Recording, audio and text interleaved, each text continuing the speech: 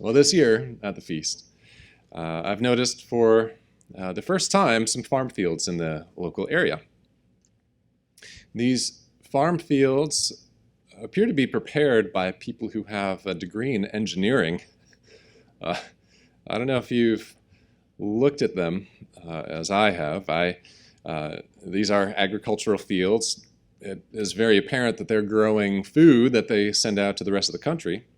As we know, a lot of produce is grown in this area, and the rest of the country is the benefactor of what is grown here, receiving whatever you see in the dirt, eventually making its way to the shelves on the grocery stores. So, obviously, being very big business, I'm sure that there are some mathematical equations and very careful engineering that's involved in determining precisely how wide the rows in these fields need to be.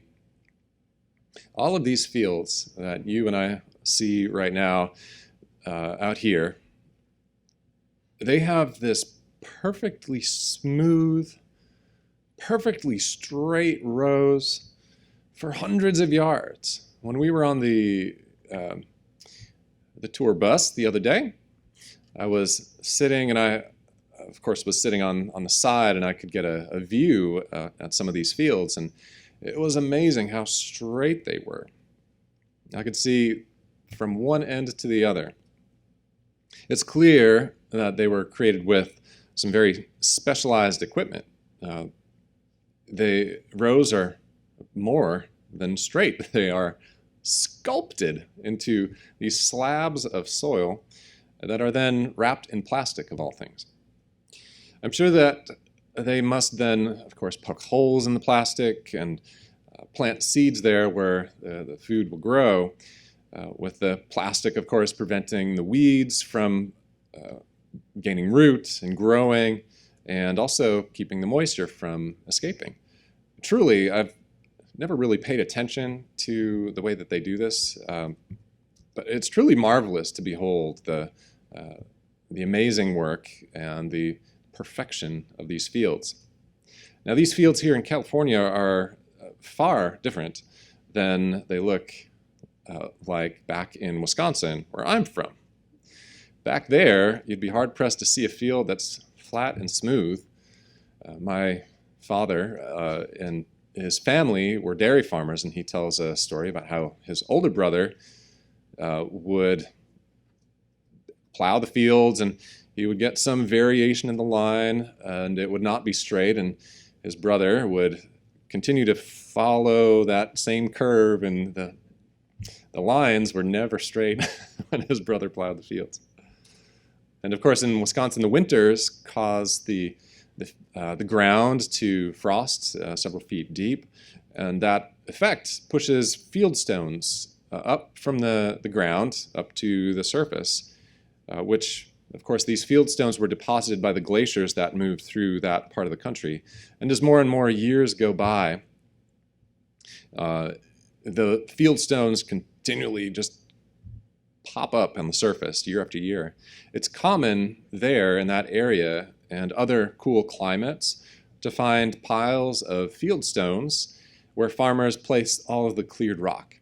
In England, for example, and some countries in the UK where they've been having farm fields there for many, many hundreds of years, much longer than they have here, they even make fences out of these field stones.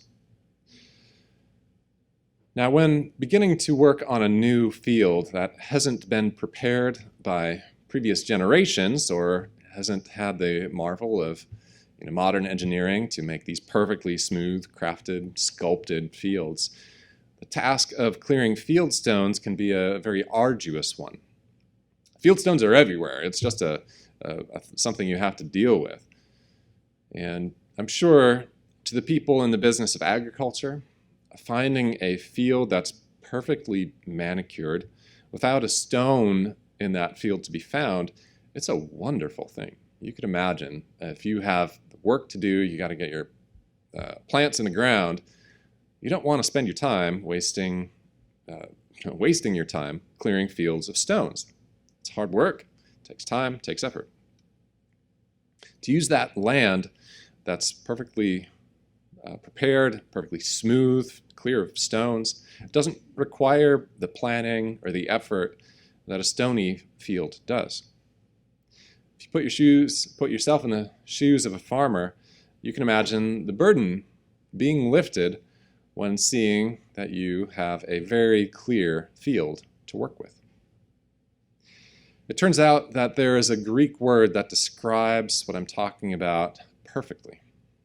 That Greek word is apholotes. Okay? Apholotes.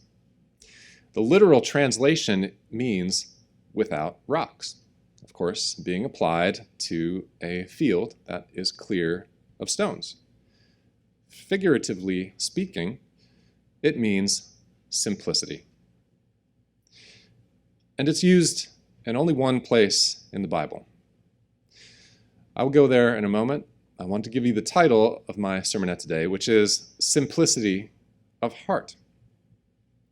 I want to take the time today to think about this principle, this idea of having a simplicity of heart. Let's go ahead and turn to that one place where this word appears in Acts 2, verses 40 through 47. That's Acts 2, beginning in verse 40. This describes the folks that are part of that first church who've been baptized. Verse 40, and with many other words he testified and exhorted them, saying, be saved from this perverse generation. Then those who gladly received his word were baptized. And that day about 3,000 souls were added to them. And they continued steadfastly in the apostles' doctrine and fellowship, in the breaking of bread and prayers. Then fear came upon every soul, and many wonders and signs were done through the apostles. Now all who believed were together, and had all things in common, and sold their possessions and goods, and divided them among all, as anyone had need. So continuing daily with one accord in the temple, and breaking bread from house to house, they ate their food with gladness and simplicity of heart, praising God and having favor with all the people. And the Lord added to the church daily those who were being saved. Somehow these people in the first church managed to remove the clutter from their hearts, from their lives. Their hearts were clear of those figurative field stones. They lived simply. They didn't have many needs beyond what they had in their lives as they were coming to their conversion. And what were they concerned with? Well, it wasn't the world. They weren't concerned with the things of the world. They were trying to be saved from that perverse generation. They were concerned with the truth and what they were learning. They were concerned with their hope for the future. That is the one thing that kept them going. With simplicity of heart, with that one driving desire in their lives, they were glad. They didn't need much more. They had their needs taken care of. They were receptive to the message about becoming disentangled with the complicated things in the world. Not only did they take that to heart, they made changes in their lives to live by those principles. They shed their baggage from the world. And doing that helped them to focus. Helped them to focus on the things that really mattered and not get distracted. There might be moments, I hope, in our lives where we have experienced that same kind of perfect clarity in our lives, where we don't have a desire in the world, where we have everything that we need, and all of that is provided by God. It's a wonderful feeling when that happens. I have experienced it myself. I wish I could say that it's something that I experience more frequently than I do. But when I do feel that simplicity of heart, it's something I want to take the time and hang on to, because I know that is what is important to me and what will bring me the most satisfaction in my life. Let's go to 1 Kings chapter 9, and I'd like to read verses 3 through 5. This describes the moment when God is giving Solomon instruction as he's preparing the temple. 1 Kings 9 and verse 3 is where we'll begin. And the Lord said to him, I have heard your prayer and your supplication that you have made before me. I have consecrated this house which you have built to put my name there forever, and my eyes and my heart will be there perpetually. Now if you walk before me as your father David walked, in integrity of heart and in uprightness, to do according to all that I have commanded you, and if you keep my statutes and my judgments, then I will establish the throne of your kingdom over Israel forever. As I promised David your father, saying, you shall not fail to have a man on the throne of Israel. Here this word integrity of heart, that word is tam. And that, of course, is Hebrew. It's not the same word that we looked at before, but the meaning is very similar to what we talked about earlier. It means completeness, innocence, and it's also translated as simplicity. The way that David approached his life is used as an example here as God is talking to Solomon. David's relationship with God was with that oneness of heart, that innocence of heart, that simplicity of heart. He wanted to serve God with all his might. And he continually, when he got off track, he came back to the one thing that guided and directed him.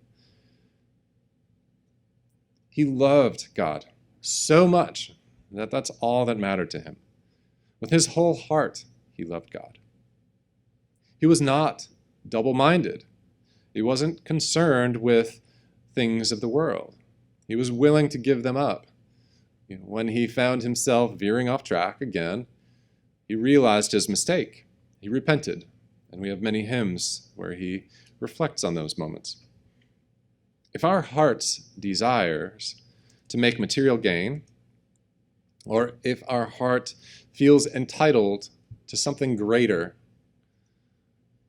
in this world, then our hearts are misguided. Something we can set a tripwire for in our lives is thinking about those moments where we're unsatisfied with what we have. Are our hearts simple, or are we finding field stones in our heart? We set ourselves up for frustration when we make our lives more complicated, when we need more than when we think we need more than we actually do. When we try to mix the pursuit of worldly gain with godliness, we can't do that. That is where we find the field stones in our heart. Let's go to Colossians 3, and I'll read verses 22 through 24.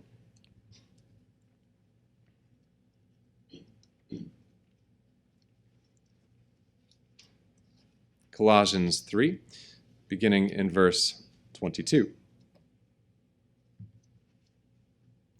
Bondservants, obey in all things your masters according to the flesh, not with eye service as men pleasers, but in sincerity of heart, fearing God. And whatever you do, do it heartily as to the Lord and not to men, knowing that from the Lord you will receive the reward of the inheritance, for you serve the Lord Christ. This sincerity of heart, again, is a different Greek word, but this too can be translated as singleness of heart. It expresses a simplicity without self-seeking. That is what it is properly applied. This is the genuineness of heart. When we put our hand to do some work, we do so as though we are working for Jesus Christ himself. And I tell you what, I love this task that I have here, these assignments. It takes work to get up here and speak, no doubt. But I know that this is an important job to do. I am working for Christ. It's a wonderful thing to do. And everything, as we read here, that we put our hand to do, we can think about in that way. We don't need to be worried about controlling the outcome of our work. There's no way we can do that. But simply being satisfied with doing our best, that is how we can function. Because when our hearts are in the right place, serving God with everything that we do, with sincerity, with simplicity and innocence, integrity, it's enough. It is enough. It's enough. The singleness of heart expressed here means that we are always acting with our work serving God. That perspective keeps things very simple, like perfectly simple. We show up, we try our hardest in everything we do. I've been doing a lot of speaking about the heart lately. I haven't really intended to do it, but the topic of having a good, pure heart dedicated to God is something that I've been contemplating a lot. The reason has a lot to do with making sure that we all have a good answer to the why questions. Why am I here keeping the feast? Why are you here keeping the feast? Why am I choosing this way of life? Is it for the right reasons? Why am I working to obtain this or that, or find a new home, or find a new car, or whatever? Why am I putting effort forth in maybe the endeavors of my hobbies? It's important to have the right answers to those questions.